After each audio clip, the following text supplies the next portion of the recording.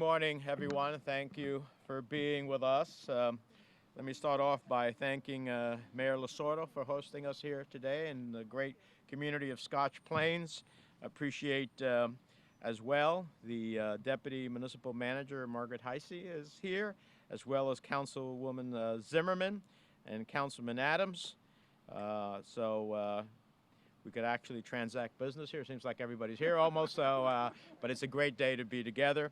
I appreciate my dear friend, Union County Commissioner Chairman. I have to break the habit after a lifetime of saying freehold, the Commissioner Chairman, Al Mirabella, to be here, and of course Commissioner Betty Jane Kowalski for being here as well. I understand that our Chief of Police, Ted Conley, is here somewhere protecting all of us with his Chief, thank you, as well as Deputy Chief and Fire Official Skip Powell. So everybody's come together to greet the Scotch Plain family back home. It's great to be here celebrating some very good news. The safe return of Ashu Muhajan from India to his family here in Scotch Plains. Welcome back.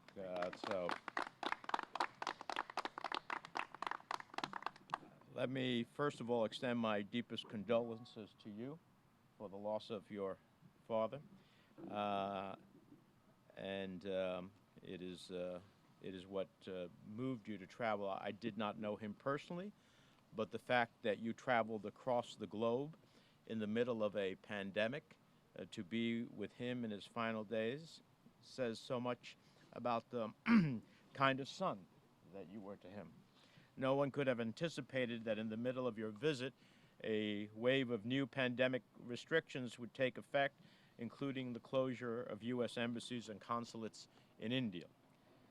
This was a problem for Mr. Muhajan, who is a software solutions architect, a highly skilled worker who relies on an H-1B visa to work here in the United States. And when H-1B visa holders travel abroad, they always need to get their passports reviewed and stamped at one of our diplomatic facilities before returning home. So when Neha and Ashu were told that he would need to wait until February of 2022 to get an appointment to get cleared to come home and see his wife and daughters, it was unthinkable. Having the family separated for so long would not only be a tremendous hardship, it would jeopardize the very job that makes Ashu's H-1B visa status and his family's life here in America possible.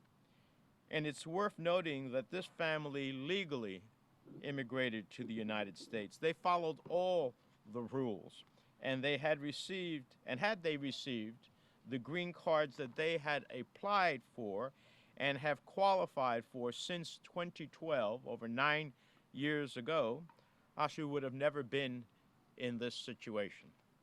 It's just one more reason why we need the bold and inclusive immigration reform I am fighting for in Washington, so we can clear out these backlogs. Think about it, a decade of waiting under the legal system to ultimately get your permanent residency.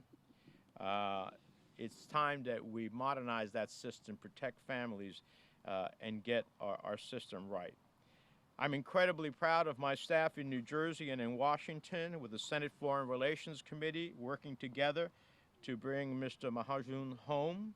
They reached out to the State Department. They made clear that all that was at stake in this case was too much to wait, and they successfully secured an expedited appointment at our embassy in New Delhi so that he could get that passport stamp and board a plane back to America.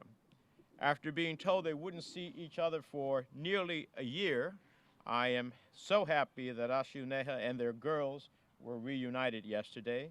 He's back home in New Jersey with his family, where he belongs. Now, look, anyone who has ever worked with me in New Jersey or in Washington knows how much I believe in the importance of stellar constituent services and what it matters to me. It's just as important as the work I do every day to shape legislation in New Jersey's favor and move this country forward. And here's why.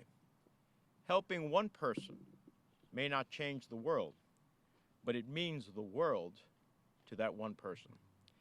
The homeowner at risk of foreclosure, the veteran unable to access their benefits, the immigrant to try to find a way home to his family. This is some of the most meaningful work we get to do on behalf of the people of New Jersey. During this pandemic, my caseworkers have worked incredibly hard, both to help New Jerseyans who fell on hard times at home and those who found themselves stranded abroad. For example, the Rutgers professor giving a lecture in Pakistan when every flight to the United States was canceled.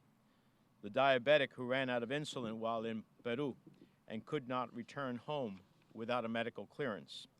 The woman attending a wedding in Guatemala when the borders closed. These are just some of the incredible work that I'm proud that we do to bring our constituents home. And in recent weeks, we have heard from so many members of our Indian American community worried about their loved ones in India. I cannot imagine how powerless it must feel to know a grandfather or a grandmother, parent, uncle, beloved sibling or cousin battling COVID-19 halfway around the world and struggling to get the care they need. But I'm deeply moved by the Indian American communities and others who have stepped up private efforts to deliver much needed supplies and support. In our state, the Indian American community is deeply woven into the fabric of New Jersey. And I wanted to know that as the chairman of the Senate Foreign Relations Committee, I am committed to doing everything I can to help. During the debate over the American Rescue Plan, I successfully secured $10 billion to support U.S. coronavirus relief efforts around the world. But we need to do more. I'm closely monitoring efforts by the Biden administration to send raw vaccine materials, oxygen supplies, test kits, and other necessary resources to India. I'm also urging the administration to provide funding to help India maximize its own vaccine manufacturing capacity. It's such a very special place. It's near and dear to my own heart.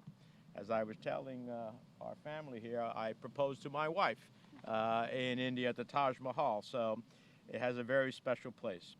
And last spring, when COVID-19 first began spreading like wildfire here in the United States and hit New Jersey especially hard, India was there for us, and we must be there for them. The United States has made significant progress in our fight against COVID-19, but we know this battle is not yet fully over, and that hundreds of Americans still tragically succumb to the virus every day.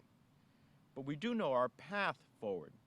Our investments in human ingenuity and science delivered us these incredible, safe, and effective vaccines. And the Biden administration has achieved one of the greatest logistical feats in our nation's history, making vaccines available to every American adult, and most recently, children 12 and older. Now, as transmission slows and America emerges from this pandemic, it's time for the United States to lead. We have to ramp up our assistance to other countries where COVID-19 rages on, like India, Brazil, and others. We have to use our resources to expand vaccine access around the world and show real American leadership. But we must lead not just because it is the right thing to do, but because it's the smart thing to do.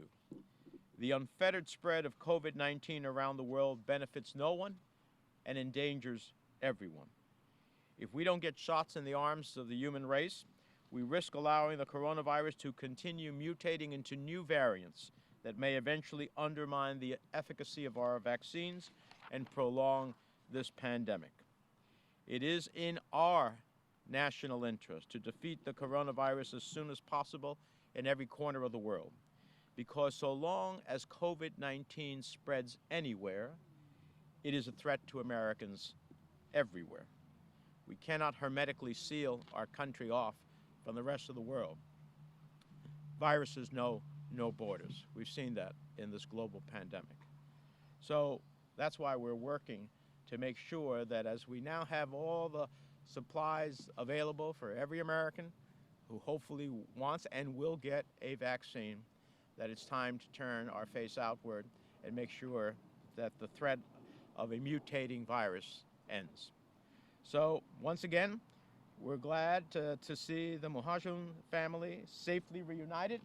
And with that, it's my pleasure to introduce Ashu and Neha to share their story. Congratulations. Thank you so much.